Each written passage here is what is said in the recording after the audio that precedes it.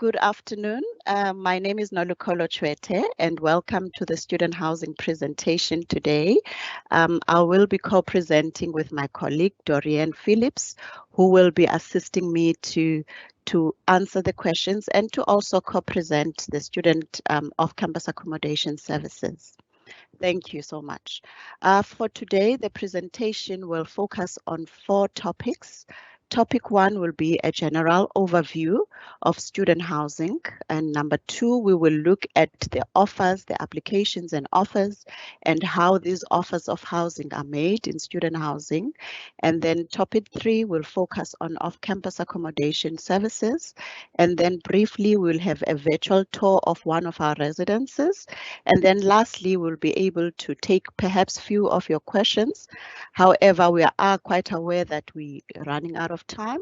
We might not be able to answer most of your questions, but we will provide you with information as to how one can raise questions and receive feedback from us.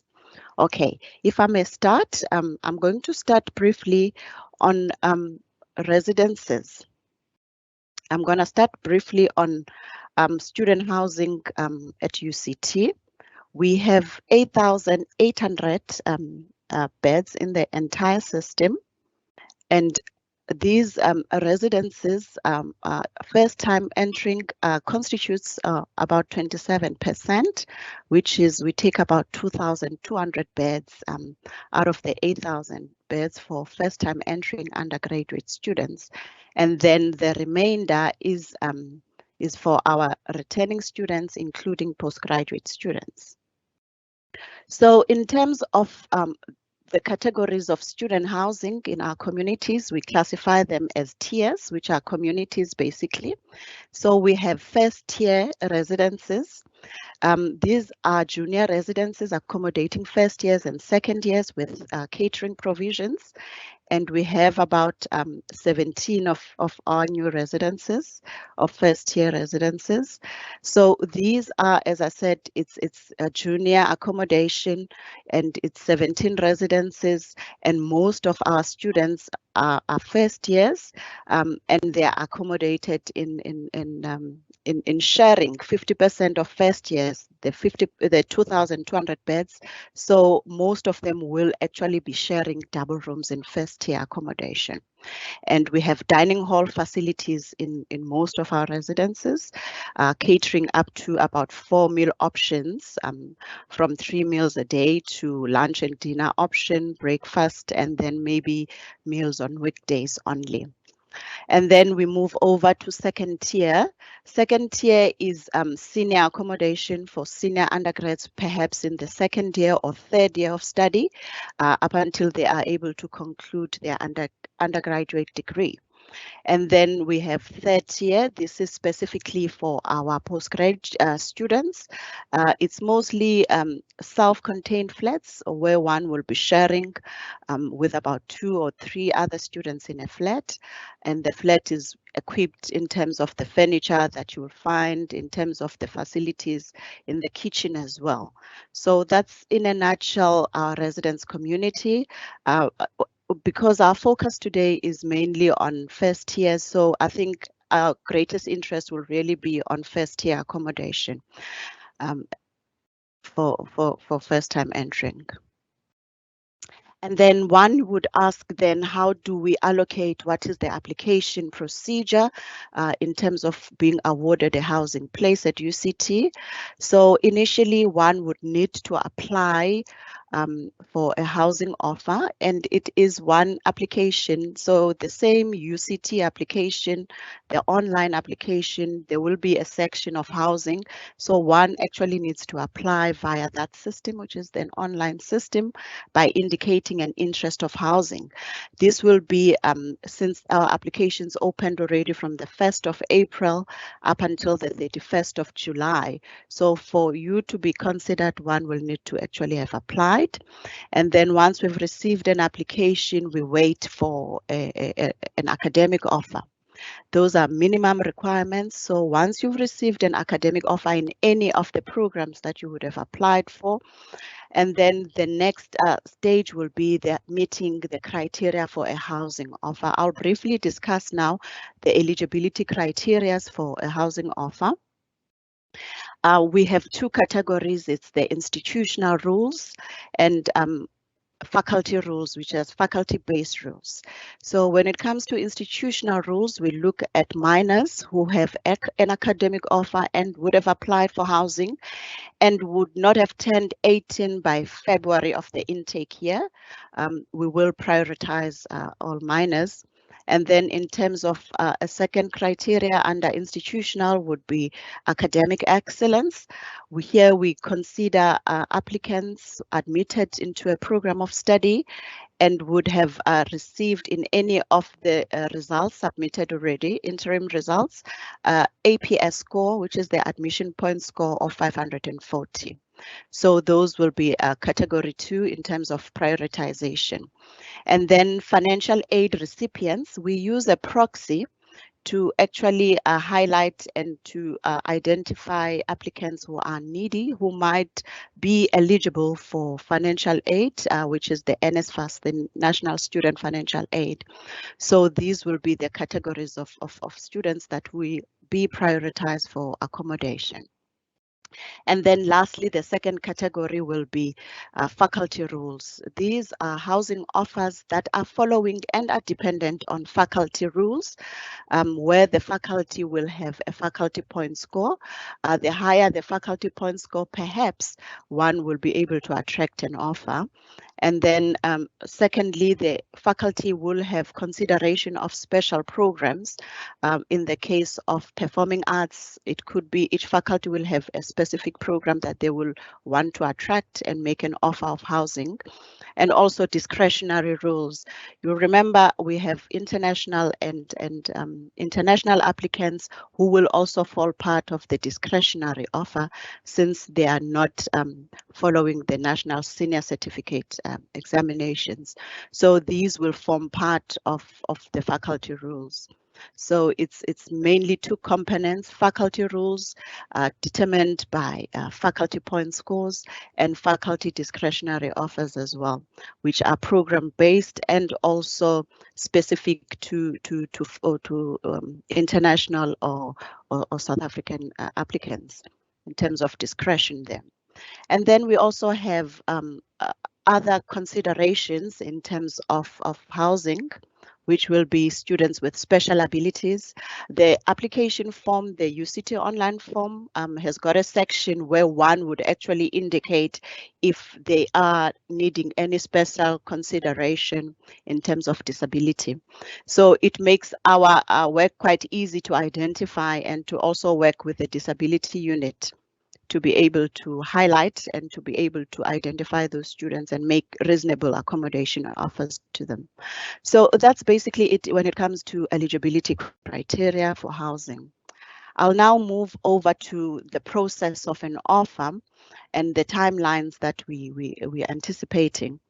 In April, like we said, we've started opening the applications, and then we make these offers right through the cycle, which is from April up until January. So most of the offers we envisage that by October, based on patterns, we usually finish up or we have made most of our offers by October, and then and awarded housing places. But we also do wait for the final year metric results. When the NSL results are confirmed, which is in December, that will be the only time maybe one would actually attract an academic offer depending on those final results. So even the housing at that stage might actually be considered, even though we're looking at just very few of those offers. Usually it's the health sciences faculty the most that we would consider, and the performing arts that will make after the NSC results. And the January, this will be now the finalization of the offers and admissions, when perhaps we have more of our financial aid students being awarded, applicants for financial aid being awarded. So that's in a nutshell when the timelines of a housing offer. so you get an idea of when to expect. So by October, if an offer is not made and you have actually attracted an offer of admission at UCT, and you're waiting for housing by October, usually we would advise you to start looking for alternative accommodation, to start making arrangements, even though we will actually keep your application for housing and put it on a general waiting list for consideration. But the waiting list is usually resolved sometime in January, end of January, just before the intake in February. Thank you. And then our offers to the resident system are quite random. For the 2,200 offers that we make to first year students, we have an offer target of 4,500. And these offers are randomly placed. Applicants are randomly assigned to residences. However, we do take into account gender, differences as well and place accordingly. We would, our first year residents will have agenda, which are female only residences, and we'll have co-ed, and we'll also have male only residences, male bodied residences for placement. But in a nutshell, we are allocating randomly, so there are no requests for specific allocations. Otherwise, this will defeat the purpose of a random allocation. But in terms of medical considerations, we will accept the appeals. So in terms of your application and the offers of housing, you can actually track your application status, which is the housing status, via the student service, which is PeopleSoft. All of you will get login details. You at your own time be able to track an application.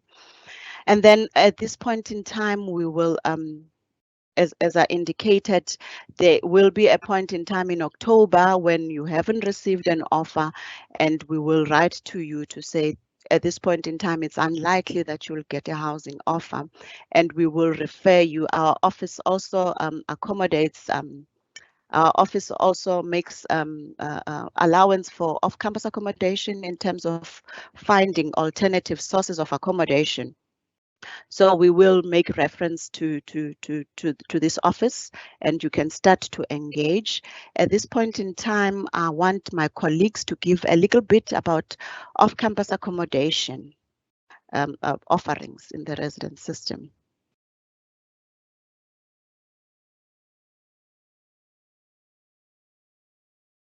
Dorian, are you around?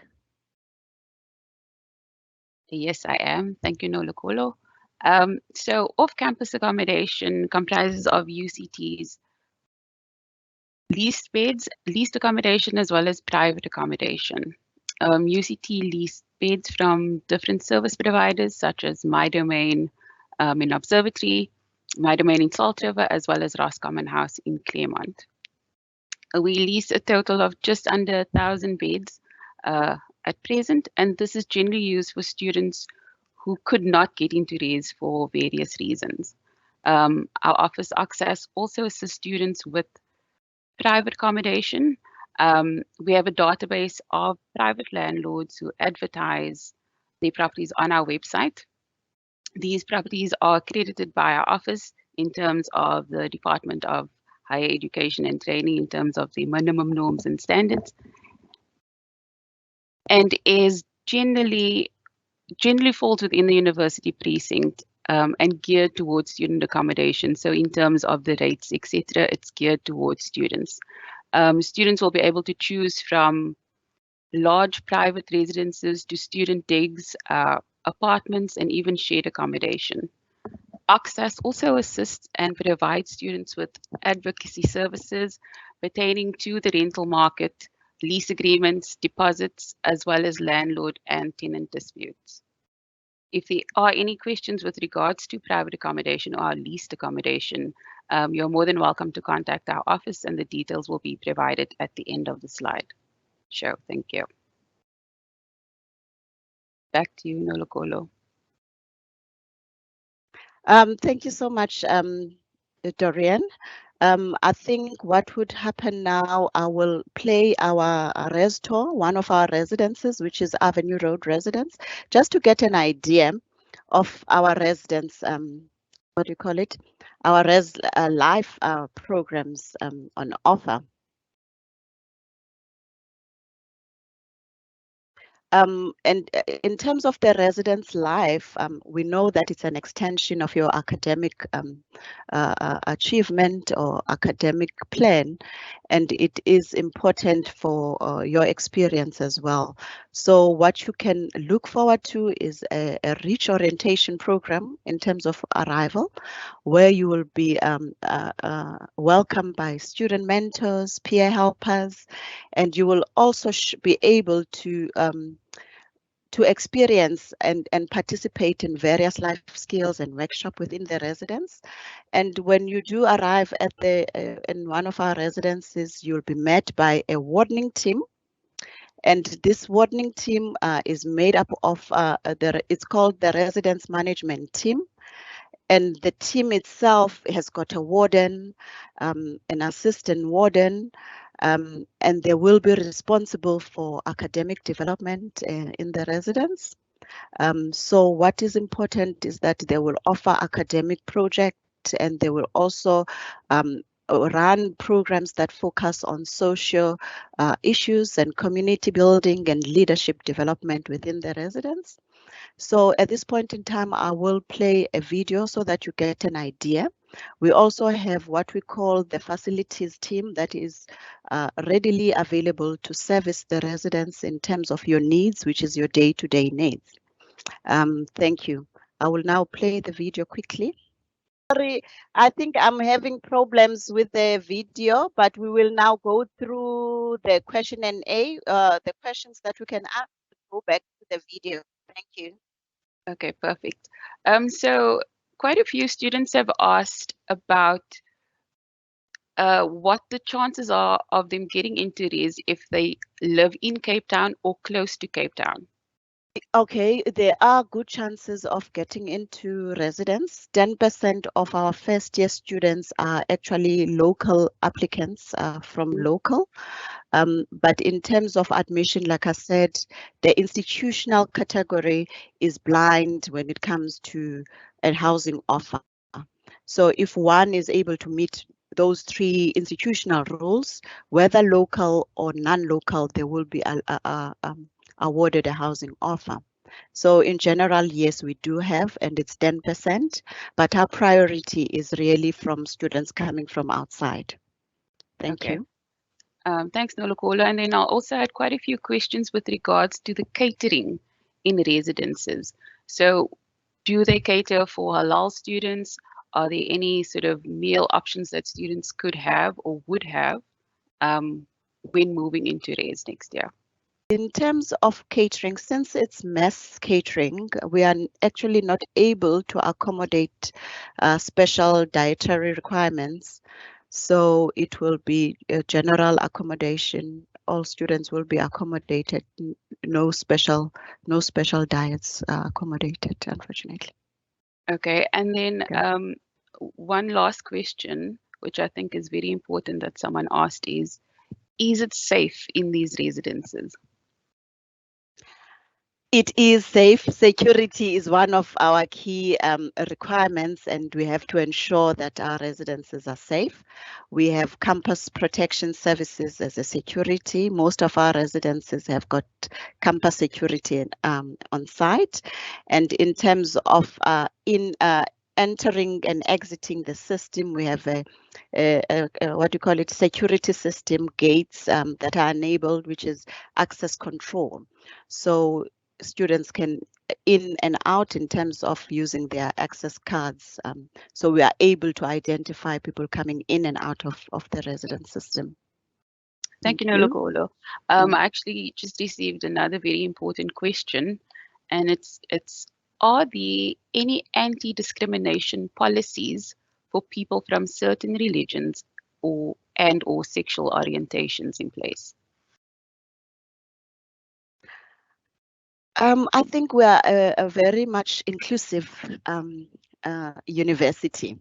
In fact, we have a Department of Office of Inclusivity and Change that looks in terms of how we conduct our business, how we relate to our students and be able to accommodate an inclusive community, be it religion, be it gender, like I indicated, in terms of allocation and the awareness of inclusivity in terms of gender, race, and religion. So we quite an open university that is really trying to what do you call it, to share and to make awareness of differences of our cultures as well. Thank you. Nolukholo, another question. What are the rates in terms of the on-campus accommodation? Okay. What can students sort of look at? Okay, for catering for 2022, our meals are ranging at 29,000 rand for 3 meals. That will be standard. And then in terms of general price increases and inflations expected for next year, perhaps we always looking at an increase of about 8%, 10% in the following year. And then in terms of accommodation, our accommodation is averaging at about 69,000 rand for a single accommodation. So we are looking at about 85,000 rand per annum in 2022.